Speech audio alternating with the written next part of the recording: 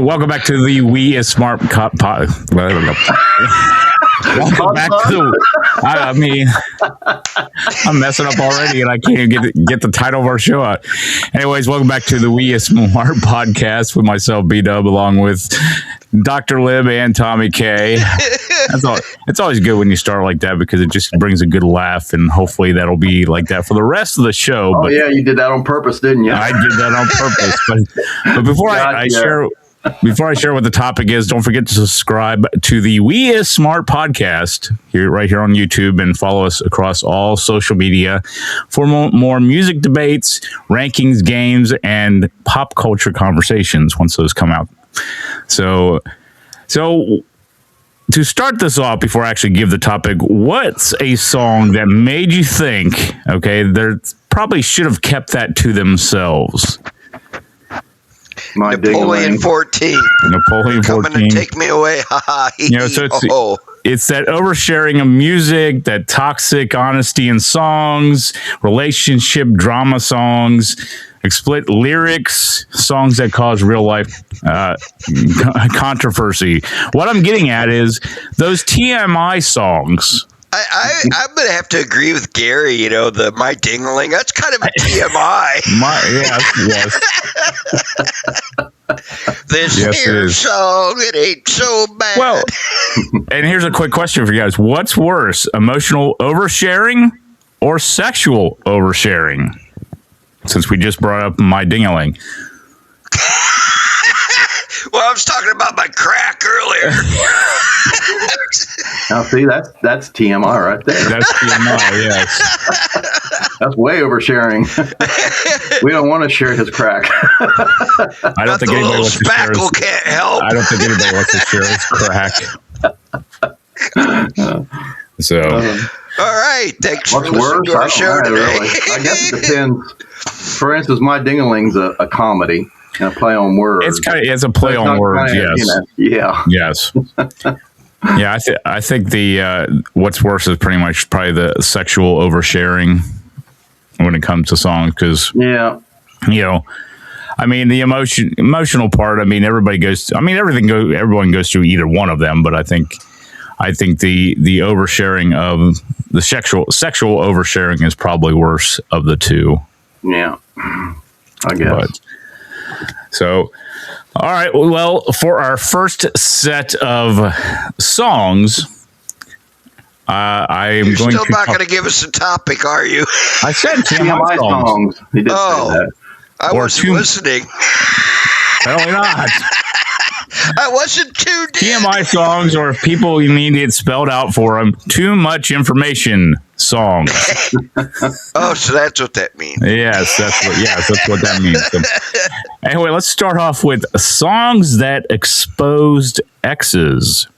And here's a couple out there. Confessions Part 2 by Usher. You Oughta Know by Alanis Morissette. Cry Me a River by Justin Timberlake. Before He Cheats by Carrie Underwood. And finally, and I haven't heard this one before, ABCDEFU by Gail. So I don't know if you guys have heard any of these songs or parts of these songs. Which song do you think exposes someone the hardest out of the ones you know? I don't know, the thong song. The thong song? That wasn't on here. But it exposes. It exposes more than we need to know. How about one not on your list from a while back was You're So Vain by Carly Simon. Yeah. Like I said, these are just a few songs. This is just like the tip of the iceberg type deal. So yeah, if there is any that you can think of that can be justified more than what I just named. I mean, I've probably never heard any of those songs that you mentioned. I'm almost sure. I've heard of all of them. I've listened to all of them. I mean, truthfully, to me, one that really maybe is the hardest probably is Carrie Underwood. But Alanis Morissette I kind of put her up there as well when it comes to that. So, I mean, it's... What was the Alanis Morissette song? You Oughta Know. Oh, yeah, that's a good song. Or as they put it in quotations, the Dave Coulier song, even though it wasn't about him. Yeah, Yeah, well, I didn't know that part, but Yeah. that is a good song. Well, they in the 90s they dated, and when she came out, right after she came out, after this song came out, there was controversy that this was about him, and it ended up not she being. came out, as in. Well, when the song came out, yeah, when she became an artist. I don't keep up on my artists' personal lives. Yeah, but getting into that, should artists be allowed to tell all their business within their songs? Well, that's kind of, I think, part of the process is you got to write what's on your heart, and then especially if you're an artist. So that's, that's up to them, I guess. Yeah. Oh yeah, it's technically free speech, but how far should you go with it? I guess. Well, go ahead, Tom. You got any thoughts? I don't want to keep talking over you. Nah. What is a song? It's an expression. It's what a musical artist does. It's just like an artist, a painting or whatever. Mm-hmm. What are they share? They're sharing their talents and skills through their art, their craft. That's a better way to say it, I guess. Just like a musician, they're sharing their craft, through the songs that they produce, which is part of their process, and so. Yeah. People can have it's an opinion thing. Oh, it's always an opinion thing. You look back at like NWA, the parental. Yeah. What was it? The you mean Two Live Crew? The Two Live Crew. Yeah, Two Live Crew, whatever. Yeah. Where the committee was designed, or whatever. Okay, I get it. I understand it. Yeah. But that's the group's way of expressing themselves. Mm-hmm. Okay, that's their choice. Yeah. I think the artists really has put their heart into something like that, and because something, especially if something's bad happened to them, like a breakup or something of that nature, they probably are not even thinking about where this is going to sell or anything like that. They're just wanting to get their emotion and their thoughts out and kind of get it out of their system. And then us as the people that buy and listen to will decide then whether it was too much or not by how much we listen and how much we purchase their music. So I don't know if there's an answer to that or not. I guess it's me if it has a good beat or not. No, I'm just Okay, we should do an American Bandstand. Has anybody ever done that show before? Yes.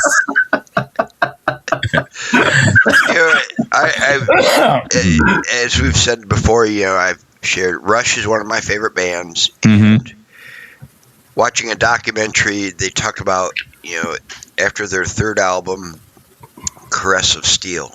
Mm-hmm. Neil Peart even said it. The tour was called the Down the Tubes tour. Yeah, kind of thing. The record producers were not happy with the album. Neil Peart says, "I was really happy, but I love that album." Et cetera, et cetera. And I mean, wish I could have met the man. Kind of thing. Yeah. But anyway, when after that album came out.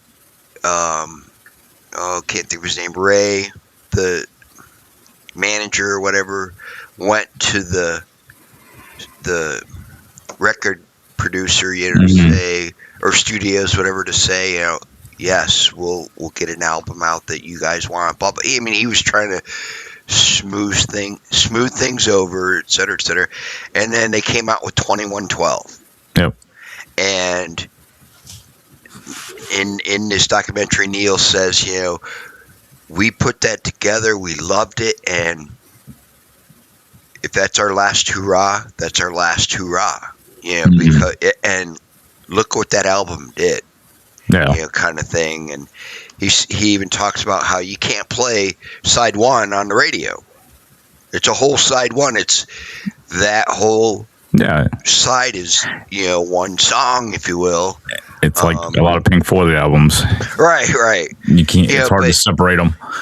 So I guess what I'm getting at, in a long story short, 20 minutes later.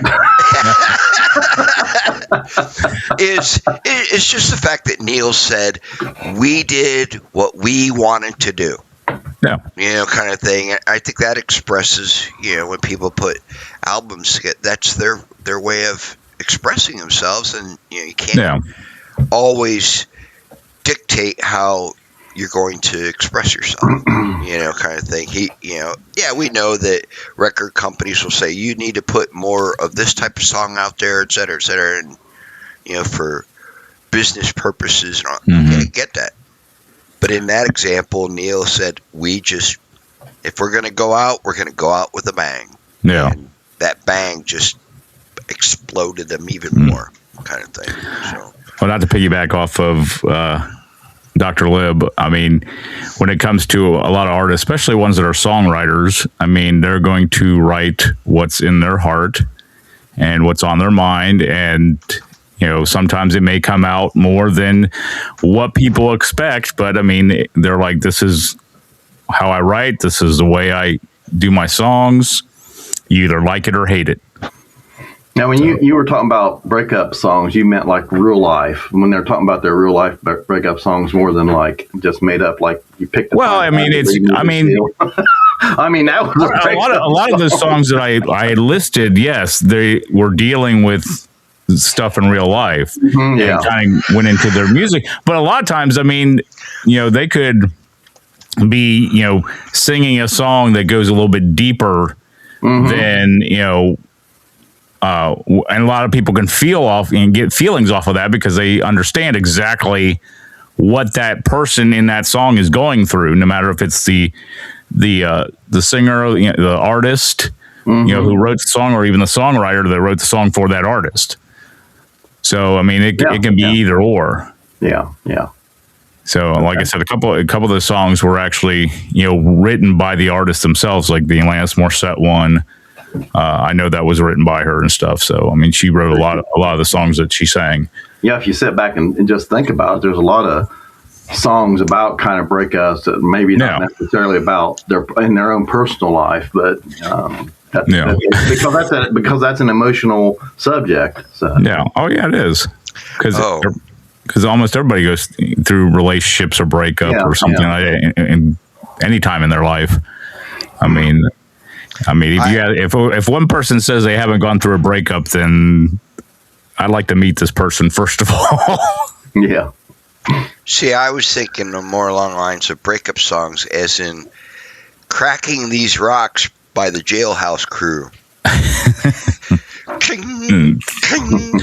Well, you could always think of break stuff. All right, that's a joke. You can always think about breaks. You can always think about breaking stuff by Limp Bizkit too, if you want to go with breakup songs. Here's the joke. There. Anyway, well, speaking of funny, what is Tom drinking? Speaking of funny oversharing of songs, here's a few for you. And this is just a few, just suggested ones. So, I mean, I know there's other ones out there. "I'm Too Sexy" by Right Said Fred.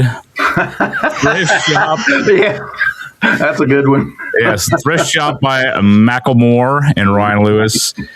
Hotline Bling by Drake. "Truth Hurts" by Lizzo. And "Mr. Brightside" by The Killers. I'm thinking, with those that you said, I'm reminded that I cannot think of the name of the band or group. It was two black guys. One had big shades or glasses, whatever, big afros. LM. It was like 5 letters or something. Oh, LMFDM, I think. Or yeah, it talked about. I think Gary's looking it up. No, I'm not looking that one up. I was looking up a different one. I'm sorry. Go ahead, Tom. But I love the song. Don't get me wrong. I mean, the song's hilarious. I enjoy it. If it's too much, I don't. I guess I just think of it. Personal preference or someone's personal opinion. Bottom line, if you don't like it, if it bothers you, then don't listen to it. Yeah. That's how things work in life. If you don't. I don't like that movie or that style, then you're not going to go after it.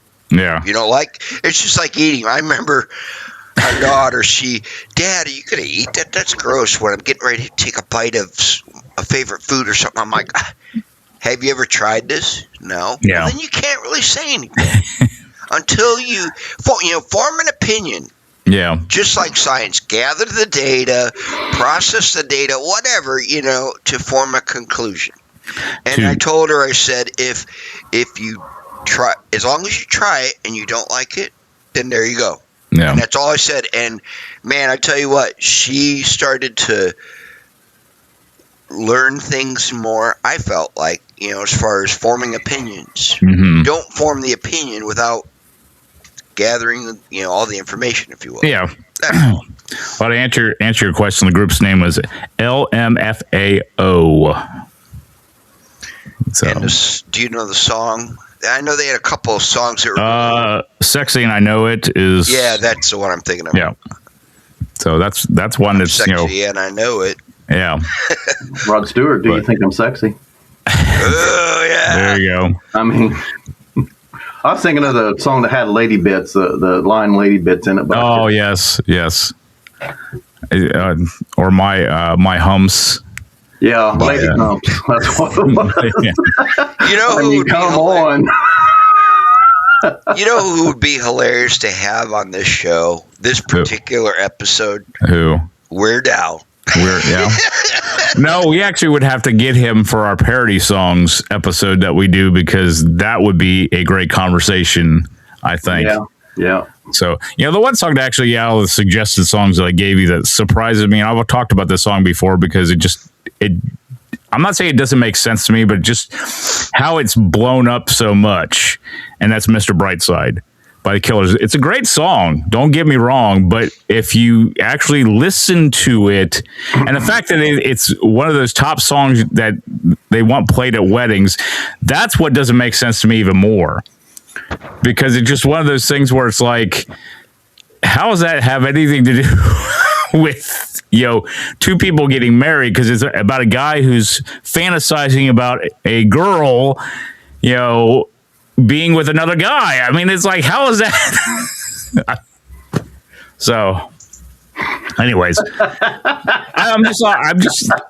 it always throws me back, that song is, like I said, it's a popular song. I like the song.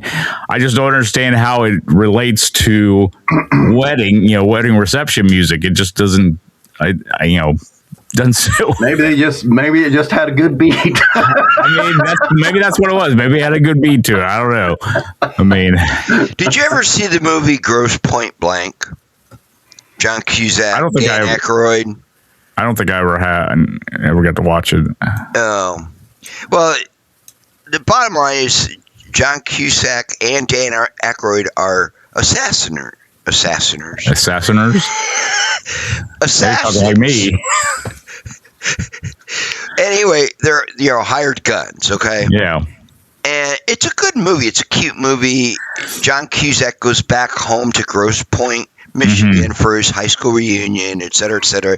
And he does take his trade with him. Yeah. Back to the reunion. He doesn't want to, blah blah blah.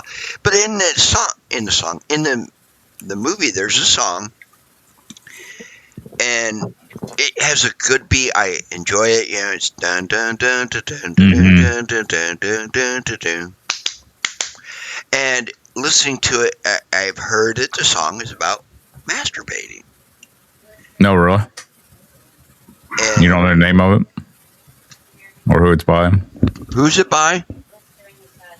Blister in the Sun. By who? Oh, that's a song name, isn't it? Yeah. Blister in the Sun. Okay. And I'm just like, really? Okay, I'm glad I don't know the lyrics or don't know the meaning behind, whatever. I like the beat. I enjoy the song. Yeah. Kind of thing. So it just cracks me up how people like me don't have a clue what some songs are about, because I can't pick up on lyrics all the time. But when you do find out, it's like, didn't know that. Oh, and the thing is, I still listen to it, because I enjoy the beat. Yeah, and the thing is with lyrics, I mean, sometimes you may not get it the first couple times you've listened to it, but after a while, you if you actually start listening, or even if you read the lyrics, if you find the lyrics somewhere and you start reading it, and you're like, oh. Yeah. It's kind of like what we were talking about with misheard lyrics. You don't realize what actually is being said. Yes. They're not saying Etch-a-Sketch. Yeah, no, they're not. What's sad? Yeah, after that episode, now when I hear that song, Little Guitars, I don't say Etch-a-Sketch anymore. It's like, great, now I'm singing it correctly. Yeah, exactly. Well, that's what I said. I mean, I think I actually asked that, how many songs are you going to look at differently now after we talked about that? I mean, I'm still going to think Blinded by the Light is what it's supposed to, what it sounds like in the song. So we're not going to go anywhere with that. But one question from this section, which song accidentally became hilarious? By accident. Like I said, accidentally. Became hilarious by accident. Yeah. And by accident, yes. Well, that's why I wanted to say. I wanted to make sure I put the accident part in there. That sounds kind of like. Are you giving us? Well, you know that I know that you know that I know. Exactly. That's what I'm saying. I was going to say Thrift Shop actually, because when that song first came out, it was. After listening a couple times, I actually thought it was pretty funny. I mean, even though when Tanisha heard it, she was like, "Oh yeah, we used to do that all the time." That's what I say. That's real life. That's what makes it. I mean, that one good because people actually did that. Yeah, they do. They do that. So it's like. To answer your question, Brian, I would have to say the Guess Who's Laughing. The Guess Who's Laughing. Okay. Okay, I have to explain the joke. I'm writing it down. I laughed. What are you talking about?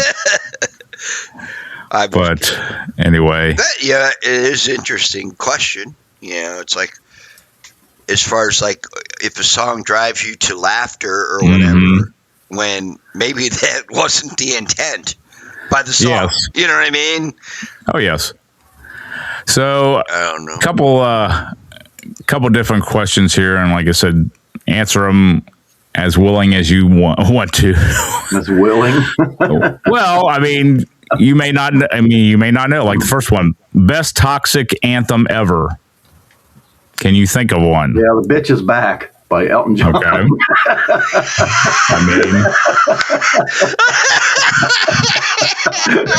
mean, that works. That definitely works. I was pretty young when I first heard that, and you're just like, wow, they said bitch on the radio.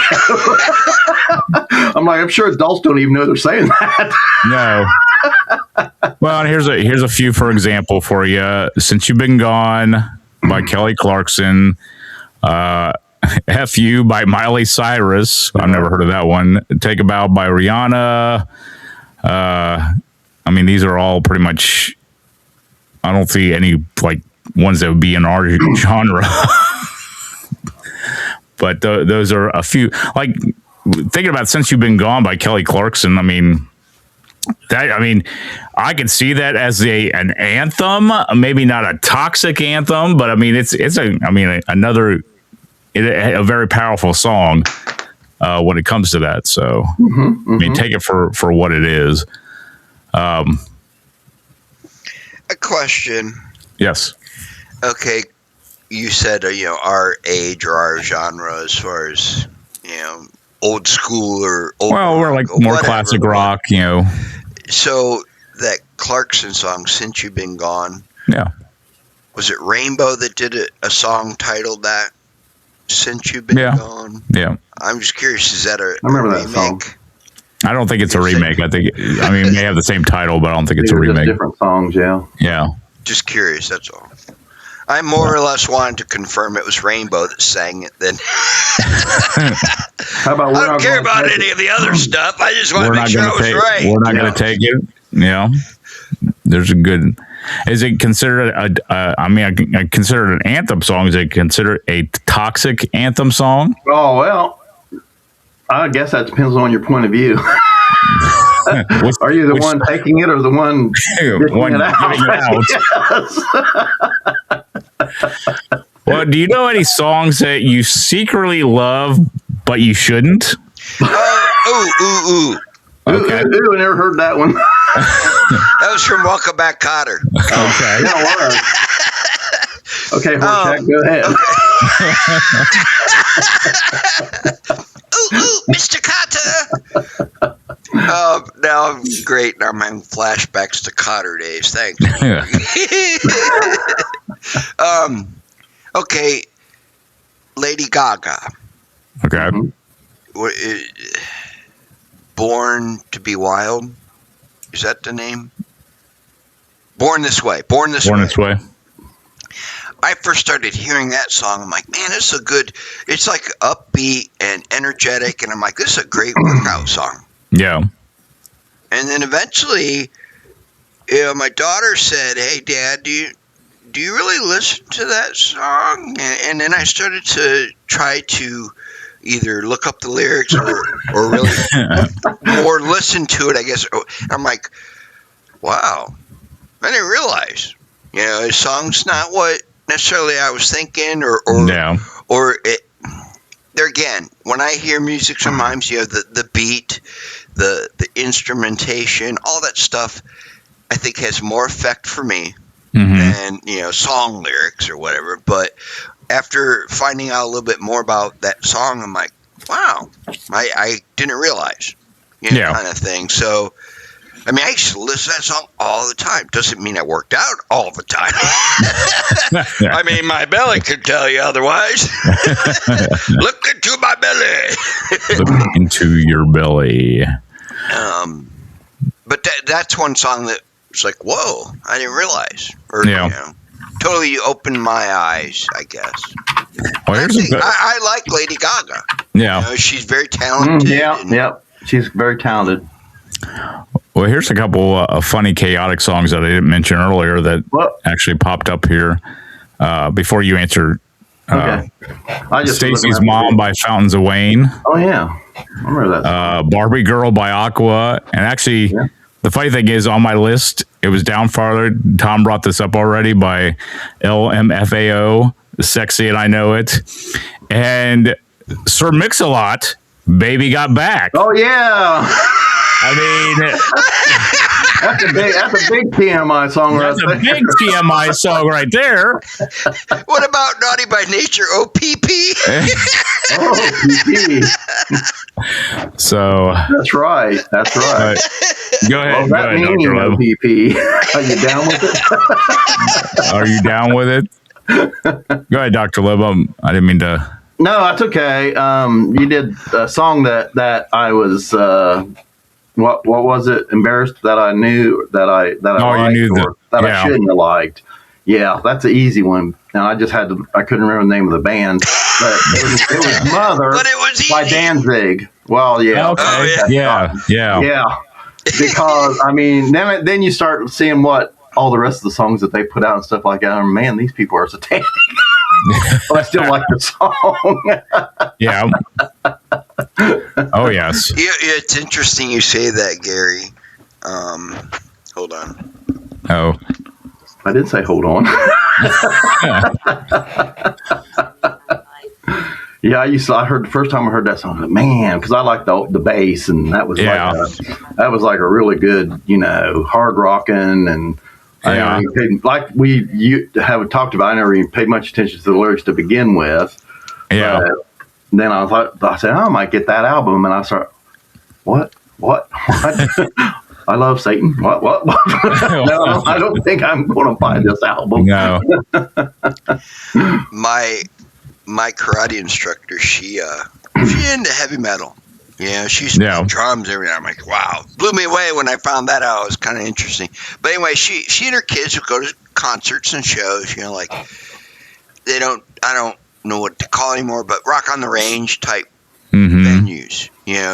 They went to one pretty heavy and all that stuff, and she said there was one band playing there. She was like all excited to see them because they were really good and energetic, in their music. And they go to the show, and I was like, this is not the band I'm thinking of. I mean, like Gary was saying, they were all satanic and devil worshiping, and they're like, what happened to the band that we enjoyed, kind of thing. Yeah. Eye opener, and she's like, okay, kids, we're gonna leave. Yeah, we're not gonna watch this. A couple more songs to share with you guys. Some TMI songs, and we've talked about a few of these before. Waterfalls by TLC. Don't go chasing. What's that? I said, don't go chasing them. Don't go chase waterfalls. Holler Back Girl by Gwen Stefani. Complicated by Avril Lavigne. Yeah. Hey Ya by Outkast. And Crazy in Love by Beyonce. I mean, can you think of any of the songs actually being, not TMI songs?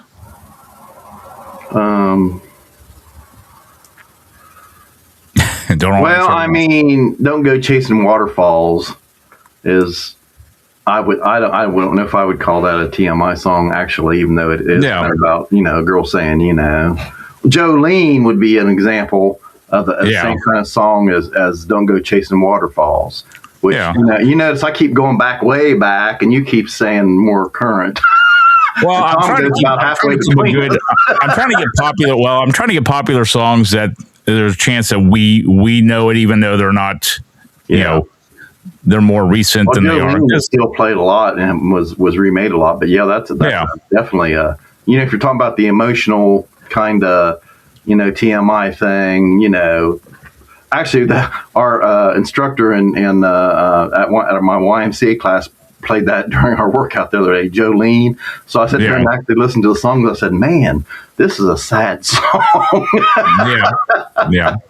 So you got one woman begging another woman not to take her man, and I'm like, well, first of all, the one woman, if her man's going to go running off with somebody else, she shouldn't even be worrying about him. And then I'm like, anyway, I'm getting off the squirrel. I just have advice for music listeners. The song "Don't Go Chasing Waterfalls." Don't go chasing waterfalls, especially if you're going up the creek without a paddle. Okay, see this? There's another one. Anyway, I really like that song. Well, I know you've mentioned one of those girls died, didn't they? Passed away. Yeah. TLC.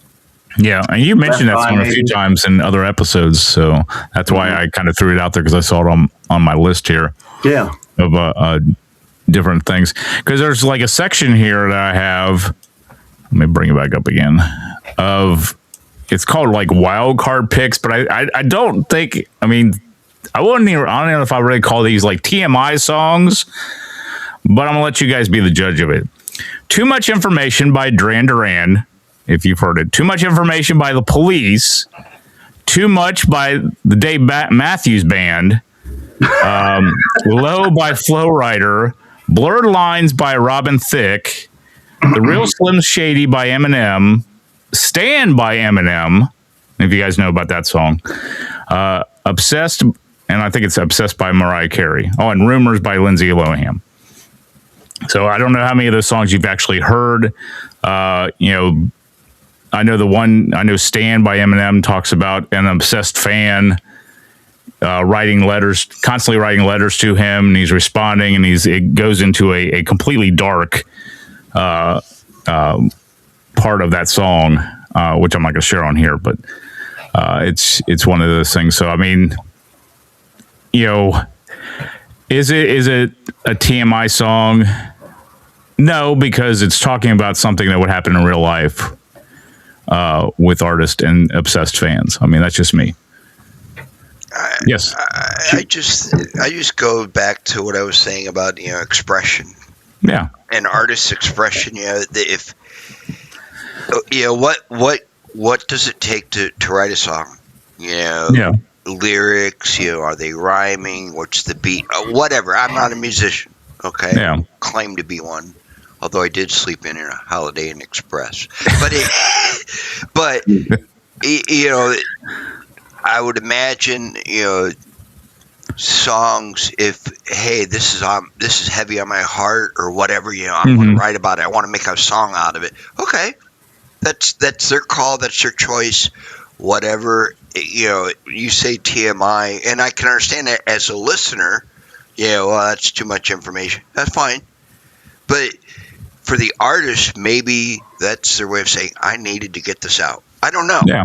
A lot goes into it, and a lot comes out. And that's what I was, and that's why I was saying with that song is because that's to how me the digestive system works. That's the song that Tom brought up when he was at the Holiday Inn was Beanie Beans. The more you eat, the more you do. I don't want to. Okay, now we're going. Now we are going to TMI. Anyways, going back to that. I don't want to know about your gassy, interpretations around here, but going back to that song. going back to that song, as you were saying, it's the artist's interpretation, and that's truthfully, if you like, I'm the type of person that watches a lot of documentaries. And it could be anywhere from true crime to celebrity to, anything. And I just got done watching one that's called Hollywood Demons. And I don't know if you guys have heard of it or watched it. And they were talking about different stories, when it comes to, I know one of the episodes talking about artists who are dealing with like stalkers, dealing with this stuff. So that song kind of pinpoints a little bit of what some artists, no matter if it's a music artist or just a celebrity in general, that deals with stuff like that on a daily basis, even though they are in the limelight. They deal with there's people out there that are I'm going to say it, psychotic, crazy, aren't fully there, and it just you don't realize it. Sometimes we don't realize it being in our own little bubbles that there's people out there like that. So, anyways. Sorry, I went off on a tangent. I think that's important to know, kind of thing. If you want to think of it as a risk, taking a risk. Yeah. You say putting yourself in the spotlight, and I'm like you. When you said as far as watching shows or whatever, Forensic Files is one of my favorites. Or the FBI, whatever. And there was an episode on a musician from the Seattle area, the grunge. Yeah. Mia Zapata. I'm probably mispronouncing her name, but she was the lead singer of a band that she left a show or venue or whatever, and then sadly was raped and murdered by this psychotic idiot kind of thing. Well, on the episode, her bandmate was interviewed in the show, and told a lot of things like, we want to find who did it. Because I loved her. She was my bandmate, et cetera, et cetera. So what I'm getting at is, the spotlight aspect. There are nut jobs out there. Yeah. And when I'm a nut job, but I'm not that kind of a nut job. Okay, I'm way off. You're not a fascinator? Yeah. Assassinator. That's Gary. But you do take a risk when you put yourself in that spotlight or the headline, whatever, with doing that. And it's not just music, it could be anything really. So you just there are risks. So you have to be prepared in dealing with such risks. Well, and I just was pulling this up because you had mentioned about the person in Seattle. If you guys remember that show, My Sister Sam, it came out in the 80s. Oh, vaguely. It had Pam Dalper. From Mork and Mindy. Yeah. And had Rebecca, I think it's Rebecca Schaefer is how that played her sister. Well, she had a situation like that where she had a stalker that was coming after and ended up killing her. And, so it's just one of those things that it's, and I know we're getting off the topic of music and I apologize. When situations like that happen and you don't think about what these celebrities go through. And of course, there's always going to be the argument, well, they put themselves in that situation, they wanted to be the star and all this, but they didn't want all that. I mean, they just, they want to do something they love and they're passionate about, but, they don't want to have the crazies and the psychos that are out there that are, wanting to come after them. And I think even now it's even worse because you have the internet and people are, as they, bullying online when it comes to different things. So it's one of those things where you have to be careful on what you do and what you say too. I mean, but anyways, yeah. Like I said, I know we went off topic and I apologize. It just, good point. When you brought up about that, that was one of the episodes. That was part of that episode I was talking about with celebrities and stalkers and stuff. So I had to remember what her name was, because I could always see her face. I just never can think of her name. But anyways, so yeah, that's all I have when it comes to the TMI topic. Like we talked about, music is used to tell stories. Now people are dropping those full therapy sessions, I guess you could say.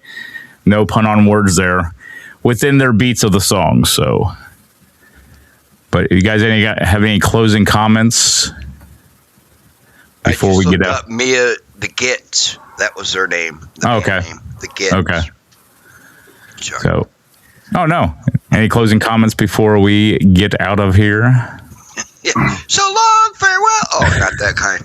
Yeah, I think we kind of when we started off, we talked about what is a TMI, and I think that is all personal opinion and yeah. As far as the artist putting it out, then it's us, the consumer, that decides whether it's successful or not. So I'm sure there's a lot of TMI songs out there that we've never heard before. And that we didn't mention, we didn't even think of. I mean, right. Like I said, what we talked about today was just the tip of the iceberg. And truthfully, I didn't give you everything because, like I said, most of the stuff that is on this list is more newer stuff. So my question, maybe I need to do more research on that, is how much of the stuff during our generation, during our time, is TMI songs? Well, I got one that was really disturbing. I don't know if you'd count that as, it just popped in my head. What's that? Janie Got a Gun. By Aerosmith. Yeah. I'm talking about, some pretty heavy themes in that song. Yeah. And, yeah. And that just gives me, when I first heard that song, and you're just like, wow. That was very, very disturbing and brought the emotions up. Yeah.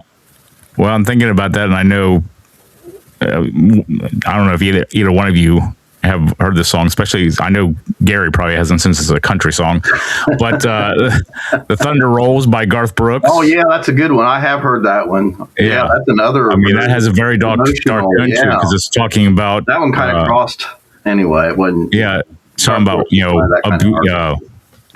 abuse and domestic violence. Yeah. Absolutely. So, that's definitely one. But anyway, let us know in the comments what song gave way too much information. If you know any of it out there that I know that we probably didn't mention, because we mentioned a few, but there's plenty more out there. And again, don't forget to subscribe to the We Are Smart podcast right here on YouTube and follow us on social media as well. Tommy K, you had something to say before? I just want to say in closing, I'd like to share the words of Alex Lifeson. Blah, blah, blah, blah, blah, blah, blah, blah, blah, blah, blah, blah, blah. That's TMI, what some people TMI. That's what some people probably think of this episode too. But until next time, this is B-Dub along with Dr. Lib and Tommy K, and you've been watching the We Are Smart podcast. See ya.